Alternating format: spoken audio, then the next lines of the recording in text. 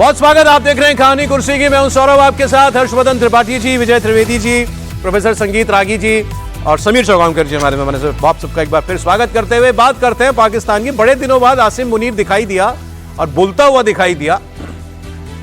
अभी वो अभी मुस्लिम कंट्रीज की यात्रा कर रहा था, तो लौट के आए और यात्रा वो इसलिए कर रहा था कि मुझे गाजा किसी तरह अपनी फौज ना भेजनी पड़े, इससे कैसे बचूं मैं।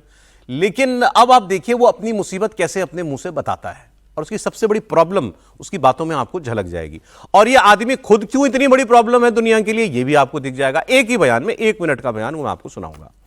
अब साहब ये जो भी लाख दावे कर लें कि हमने ये तीर मारा ऑपरेशन सिंदूर में, हमने वो कर दिया, लेकिन जो हार मिली उसको भूल तो पा नहीं रहे। पाकिस्तानी सेना प्रमुख का एक कबूलनामा सामने आया है जो आज से पहले उसने ऑपरेशन सिंदूर को लेकर कभी नहीं कहा था। आसिम मुनीर ने कबूल किया कि ऑपरेशन सिंदूर के दौरान हमारी हालत थोड़ी टाइट थी। इस्लामाबाद में मुनीर का नेशनल उलेमा कॉन्फ्रेंस में दिया गया बयान आपको सुनाने जा रहा हूं, जिसमें वो ये कहता है कि ऑपरेशन सिंदूर में तो अल्लाह ने हमारी मदद कर दी। मतलब मदद वहां से ना आती तो फिर जाने क्या हो जाता। अगर ऊपर वाला मदद नहीं करता तो फिर हम क्या होते। अब उसके अलावा वो फिर अफगानिस्तान पे बोलता है भाई देखो हमने तालिबान को साफ कह दिया कि या तो तुम ये टीटीपी वालों को चुन लो या हमको चुन लो, मतलब पाकिस्तान या टीटीपी, इन दो में से एक को चुनना पड़ेगा। फिर उसने ऐसी अरबी बोली, ऐसी आयतें पढ़ी, मतलब वो हाफिज कुरान है और पहला ऐसा आर्मी चीफ है जो कि जिसको कंठस्थ है कुरान। तो उसने फिर कहा कि जो उसने धारा प्रवाह बोलना शुरू किया कि इस वजह से हम हैं और मुसलमान को मार रहा है। कहा कि हम जितने टीटीपी वालों को पकड़ते हैं इसमें 70% अफगानिस्तान के होते हैं, तो फिर अफगानिस्तान वाले देख लें कि उनको क्या करना है, हमारे साथ रहना है या टीटीपी वाले पसंद है उनको। सुनिए आसिम मुनीर को। बात आगे इसकी भी आगे लंबी चौड़ी बातें हैं खैर उसके अंदर, लेकिन पते की बात इसमें से निकल आई। 2-3 पॉइंट्स जो निकलते हैं जब वो ये कहता है कि मुसलमान को मार रहा है और अफगान तालिबान भी मुसलमान, हम भी मुसलमान, तो ये वो अपनी चिंता बता रहे हैं ट्रंप को कि मैं कैसे आऊं गाजा, कैसे भेजूं मुसलमान को मारने के लिए, मैं अब मुसलमान फौजी कैसे भेज दूं, ये उन्होंने पहली चिंता बताई। फिर दूसरा जो इन्होंने ये तो जैसे आप कोई अच्छी तस्वीर खींचती तो फोटो फ्रेम करा लेते हैं, ये बयान हमेशा के लिए इतिहास में रिकॉर्ड के में दर्ज करने लायक है। उसने क्या कहा कि एक इस्लामी रियासत में रियासत के अलावा किसी को जिहाद का हुक्म देने का हक नहीं है। पाकिस्तान भी तो इस्लामी रियासत है, इनके यहां जितने आतंकवादी बैठे हैं सब जिहाद जिहाद जिहाद जिहाद चिल्लाते हैं कि नहीं हमारे खिलाफ चिल्लाते। क्या हाफिज सईद क्या लड़ रहा है हमारे खिलाफ? जिहाद। मसूद अजहर क्या लड़ रहा है? जिहाद कर रहा है। रोजाना जलसे होते हैं उसमें जिहाद ही चिल्लाया जाता है। तो फिर आसिम मुनीर को या तो वो सुन ले या आसिम मुनीर उनको टाइट करे कि जिहाद का हुक्म मैं दूंगा तब तुम जिहाद करना। लेकिन ये क्योंकि अपने पे पड़ रही है, अपने बच्चों का खून बह रहा है टीटीपी की वजह से, तो उनको याद आ रहा है कि मैं अफगानिस्तान को याद दिला दूं कि ये कोई भी आके जिहाद नहीं कर सकता, ये रियासत का काम है जिहाद करना। लेकिन बोला वो बिल्कुल किसी मौलाना की तरीके से। त्रिपाठी जी नहीं, एक तो एक कि ट्रंप की मदद आते तो हम सबने देखी, लेकिन अल्लाह की मदद अगर आएगी तो तालिबान के साथ क्यों नहीं आएगी? मतलब अगर आएगी तो हम लोग तो जानते नहीं, चूंकि वो लड़ मर रहे हैं अपना, हमें नहीं पता है। लेकिन अगर आएगी तो ज्यादा एक तरह से कहें कि उस रास्ते पर ज्यादा गए हुए हैं। आसिम मुनीर तो बढ़िया शेव वो बना के और एकदम बढ़िया रहते हैं ठीक से। तालिबान वाले तो देखिए सब कुछ अपना त्याग दिए हैं। सवाल यहां यह है कि क्या आसिम मुनीर को अब कोई रास्ता नहीं सूझ रहा है?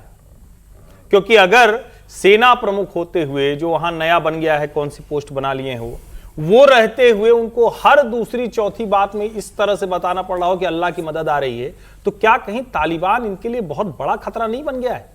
और तालिबान के साथ एक चीज तो पक्की है ना कि वो तो अमेरिका से नहीं दबे, वो तो रशिया से नहीं दबे। उनका अपना एक तरीका है, वो मानते हैं और उस खांचे को हम नहीं मानते हैं। वो जिस तरह से महिलाओं को देखते हैं, वो जिस तरह से शासन करना चाहते हैं, वो हम नहीं मानते हैं। लेकिन उनका अपना एक तरीका है, वो पाकिस्तान की तरह तो नहीं है। इतने बेगैरत कि कभी इधर कभी उधर, बेपेंदी का लोटा, ऐसे तो नहीं है वो। तो अगर वो वाली लड़ाई होगी और सचमुच अल्लाह की मदद आएगी जैसा असीम मुनीर कह रहे हैं, तब तो पाकिस्तान का नामो निशान मिटने वाला है। क्योंकि पाकिस्तान तो गाजा में जाकर उन्हीं मुसलमानों के खिलाफ करने वाला है। तब तो यही पाकिस्तान जिस अमेरिका के ऊपर हर इस्लामिक मुल्क कहता है कि सबसे ज्यादा अगर दुनिया में किसी ने मुसलमानों के खिलाफ काम किया है तो अमेरिका ने, वेस्टर्न वर्ल्ड ने किया है, उनके साथ वो गलवैया कर रहे हैं। तो इनके लिए तो बड़ा बुरा वक्त आने ये वाला पॉइंट है। आपका ठीक है, अगर अल्लाह मदद भेजेगा तो इन्हीं को क्यों भेजेगा, तालिबान नहीं, को भी इनको नहीं भेजेगा क्योंकि ये तो बेगैरत हो गए। अगली बात आपको ये जो इनकी जो मतलब जो ये फंसे हुए हैं जो ये गाजा के नाम पे, और टीटीपी का कोई इलाज नहीं है क्योंकि तालिबान के साथ लड़ भी नहीं सकते, और क्योंकि वो लड़ने के अलावा कुछ जानता नहीं है, तो ये वो भी नहीं कर सकते, और टीटीपी इनसे संभल नहीं रहा। इतने में गाजा का मुद्दा आ गया है। तो एक पत्रकार पाकिस्तान की बता रही हैं कि कितनी बुरी फांस फंसी हुई है गले में इनके। अच्छा, ये गाजा में फौज भेजेंगे कि नहीं भेजेंगे, वो अमेरिका के विदेश मंत्री से पूछा गया तो उन्होंने कहा कि अभी हमें फाइनल बात करनी है। फिर इनसे पूछा गया पाकिस्तान की फॉरेन मिनिस्ट्री से, तो उन्होंने कहा कि अभी हमने ऐसा कोई फैसला किया नहीं है। तो वे अगले इन्हीं के पत्रकार कह रहे हैं, अपनी सरकार से कह रहे हैं कि भाई ये इतना मुश्किल काम है क्या, तुम्हें नहीं भेजना तो सीधे बोलो कि भाई अमेरिका को सीधे जाके साफ साफ कह दो कि हम ये काम नहीं कर सकते आपके लिए, हम हमास के साथ नहीं लड़ेंगे, हम मुसलमान के खिलाफ अपनी बंदूक नहीं उठाएंगे, साफ साफ कह दो। तो वो कह रहे हैं भाई साफ साफ मना कर दो, तुम्हें हिम्मत नहीं है तो कि हम नहीं भेज सकते फौज अपनी। सर आप बहुत सही बात कर रहे हैं, लेकिन इन्होंने वो पहले वाले पत्रकार का सुना ही नहीं था। इन्होंने बताया था क्या दबा रखा है उन्होंने, टेटुआ। समझिए ना, तो जब टेटुआ दबा रखा है तो कैसे बोलेंगे मुनीर साहब, सांस रुक जाती है। कैसे दीजिए कहाँ होता है अलग से आप गुरुजी तो कैसे बोल सकते हैं मुनीर साहब, वहां पर फंसे हुए हैं इतना आसानी से। वैसे उन्होंने अच्छा कहा कि भाई साफियों के सामने मत बोले, वहां पर कोई सवाल पूछ लेगा तो वीडियो पैगाम दे दे, लेकिन मुश्किल में है। और अब उस समय कैसे मना कर सकते थे ये भी तो समझिए, जब गोद में ही बैठे हुए हैं जिनके मतलब हजूरी में रहकर ये सारा काम हो रहा है। लेकिन मेरे को पिछले वाले बयान पर भी कुछ बोलना है, मुझे आसिम मुनीर के बयान पर कि वो केवल राहुल गांधी जी को बदनाम करने के लिए क्या इस तरह का बयान दे रहे हैं, क्योंकि राहुल गांधी जी नहीं मानते कि भाई पाकिस्तान की वो क्या हुई थी, हजामत हो गई या जो भी हालत खराब कर दी है दहशतगर्दी से। क्यों कह रहा है कि अल्लाह ने मुनीर साहब कह रहे हैं ऐसे बात। क्या हुआ विजय जी? नहीं मतलब मेरे को याद आई बात कि भाई ये तो इस तरह की एक साजिशन भी तो हो सकती है। ऐसा नहीं है, मैं बता, विजय जी अभी भी मेरे लेफ्ट में ही है और रागी जी अभी भी राइट में ही है। नहीं, लेकिन मैं ये कह रहा हूँ क्या फिर भी विजय जी तो बात जो याद आई वो मैंने बोला। मैं कह रहा हूँ क्या सिर्फ आप इसमें जो बात समझ में आती, हाँ हमें याद आ गई बात। अच्छा सुनिए, नहीं याद है उनको, लग रहा है भाई कि राहुल जी वैसे इस पर एक बात आपको ये फैक्ट है, मुझे तो जो ज्यादा पुराने लोग हैं उनको याद भी होगा, सॉरी सर, कि जब 71 की लड़ाई में ये मैंने ये बातें पढ़ी हैं। ठीक है, 71 की लड़ाई में पाकिस्तान के बड़े बुजुर्ग जो हैं ये बताते हैं आज भी अपने बच्चों को कि जिन्न आते थे और भारत के बम पकड़ लेते थे। क्या सर होता था ऐसा? वही अल्लाह की मदद। ये ऐसी बातें वहां पर आम है और लोग मान लेते हैं इन बातों को, इनको स्वीकार कर लेते हैं, ठीक ही कह रहे हैं यार ये। तो अब आगे सुनिए साहब, अब ये खबर अब सीरियस। इमरान खान का एक रुक्का यानी हुक्म निकला है जेल के बाहर। कैसे निकला? वकील के मार्फत। वकील ने आके ये बयान दिया, अपना पार्टी को मैसेज दिया इमरान खान का कि इमरान ने कहा है अब बहुत हो गया, अब सड़क की लड़ाई की तैयारी कर लो, अब बाहर निकलो और केवल जहां हो वहां निकलो, इस्लामाबाद में भी निकलो, कराची में भी निकलो, पेशावर में भी निकलो और जगह भी निकलो, और अब वक्त आ गया है आर पार की लड़ाई लड़ने का। ये उन्होंने मैसेज कन्वे कर दिया। अब ये किया है उन्होंने जब उनको अभी नई नई सजा हुई है 17 साल की, उनको और उनकी पत्नी को। और उससे भी बड़ी बात यह है कि अगले 2 महीनों के अंदर जो उनके ऊपर सबसे बड़ा इल्जाम है वो अगस्त में हुआ था, क्या सर जून में हुआ था शायद, जब वो आर्मी के खिलाफ हिंसा हुई थी, इनके लोगों ने की थी, उस पर फैसला आने वाला है 2 महीनों में। और वो फैसला ऐसा होगा कि उसमें सजाए मौत भी हो सकती है। इमरान उससे पहले एक तरीके से दबाव बनाना चाहते हैं सड़कों पर अपने लोगों को निकालकर, और इसकी कॉल उन्होंने दे दी। अब मैं आपको कुछ तस्वीरें दिखाऊंगा। अब इनके पास जो सबसे बड़ा आदमी है, क्योंकि या तो बहनें हैं परिवार की पार्टी में, या जो इनका चीफ मिनिस्टर है खैबर केपीके का, वो सोहेल आफरीदी, यंग आदमी है वो, उसने पहले ये कहा कि हाँ हमारे पास से मैसेज पहुंचाया इमरान साहब ने। फिर उसने वो अजीब ही काम किया। ये सच में केजरीवाल टाइप लोग हैं। मैं स्टाइल ऑफ पॉलिटिक्स की बात कर रहा हूं। चीफ मिनिस्टर बाजारों में निकला और बाजारों में निकल के कह रहा है खान साहब ने मैसेज भेजा है, सड़कों पे आना है, एहतजाज करना है और आप सब ने आना है, सब ने आना है। चीफ मिनिस्टर बाजारों में जाकर लोगों को बता रहा है। तो वो मैं आपको दिखाता हूं। और क्या हो रहा है, इमरान खान के पुराने वीडियोस प्रोजेक्टर पर बड़ी बड़ी स्क्रीनों में लगा करके बजाए जा रहे हैं और लोगों को उत्साह जोश दिलाने के लिए वो दिखाए जा रहे हैं। सुना दें।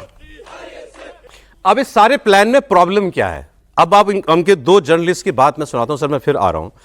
एक ने बताया कि इमरान खान की जब अपनी बहन से मुलाकात हुई अभी सारे हंगामे के बाद उज़मा खान के साथ, उसकी रिकॉर्डिंग है, ऑडियो रिकॉर्डिंग भी है, वीडियो रिकॉर्डिंग भी है। और वो जो जर्नलिस्ट हैं वो ये क्लेम कर रहे हैं कि या तो उन्होंने देखी है या जिसने देखी है वो उसके हवाले से बता रहे हैं।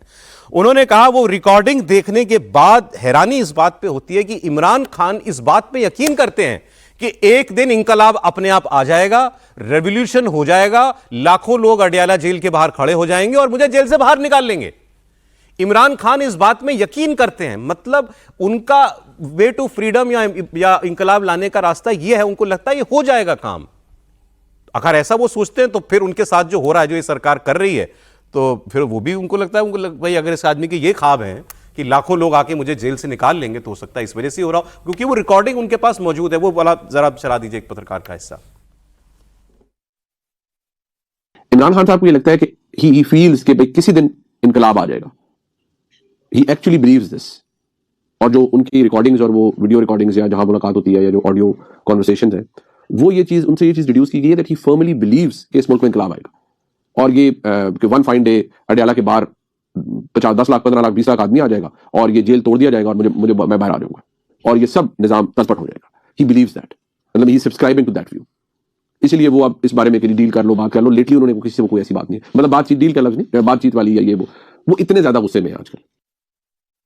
तो सर ये मतलब ये किसी को ये बातें डिल्यूजनल लग सकती हैं कि ऐसा कैसे हो सकता है भाई, और हो सकता है यही सोच के साथ उन्होंने कॉल दिए लोगों से कि अब आओ सड़कों पे। अब समय निकल गया है इमरान खान के लिए ये कि जो जनता सड़कों पर उतर जाए, लाखों लोग आ जाए, उसको छुड़ा कर ले जाए। ये वक्त था इमरान खान के साथ जब लोगों की सहानुभूति थी, और अब तो 17 साल की सजा हो चुकी है। और अभी तो जो सेना पे हमला हुआ उसका आने वाला है। और अब तो आसिम मुनीर इतना संविधान में 27 संशोधन करके इतना मजबूत बन चुके हैं वहां पर। और अब पाकिस्तान की जो पार्टी की जो ताकत थी वो भी बहुत ज्यादा कमजोर हो चुकी है कि तमाम लोग जेल में हैं, तमाम लोगों ने सरेंडर कर दिया आसिम मुनीर के सामने। अब बहुत बड़ी ताकत इमरान खान नहीं बचे। हाँ, ये हो सकता है अगर इमरान खान के बेटे पाकिस्तान लौट कर आते हैं, वो वहां पर कोई इंकलाब का नारा देते हो, वहां के लोगों को तैयार करते हैं, पाकिस्तान के अवाम निकले। और अभी तो इमरान खान की जो स्थिति चल रही है इतने लंबे समय के बाद, अब इमरान खान को लग रहा है कि भाई सरकार से लड़के ही निकला जा सकता है, कानूनी कोई विकल्प नहीं है। जेल से इंकलाब नहीं ला सकते अभी। अब बहुत मुश्किल हो गया, कानूनी विकल्प इनके पास बचे नहीं है क्योंकि उन्हें पता है कि सजा हो चुकी है, सुप्रीम कोर्ट से कोई उम्मीद नहीं है। अब जनता ही सड़कों पर आएगी, लेकिन इतना लंबा समय हो गया, 800 दिन से ज्यादा हो गया, पत्रकार कह रहे हैं कि जनता सड़कों पर नहीं उतरी। अब किस आधार पर उतरेगी? उनको लगता है कि ये काम हो जाएगा। अब आगे वो एक सीनियर जर्नलिस्ट, उनकी बात सुनाता हूं आपको, नजम सेठी। इन्होंने जो है ना सच में वो जो कंफ्यूजन है उसको पकड़ लिया।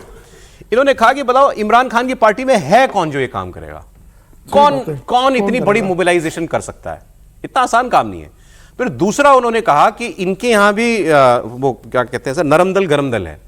तो जो नरम दल है वो बातचीत से रास्ता निकालना चाहता है, गरम दल कहता है लोगों को सड़कों पे लाओ, और यही कंफ्यूजन है। इमरान खान जेल में है तो क्या रास्ता है, कोई मतलब कहीं चाहे बात से चाहे लात से इमरान खान जेल से बाहर आएंगे क्या?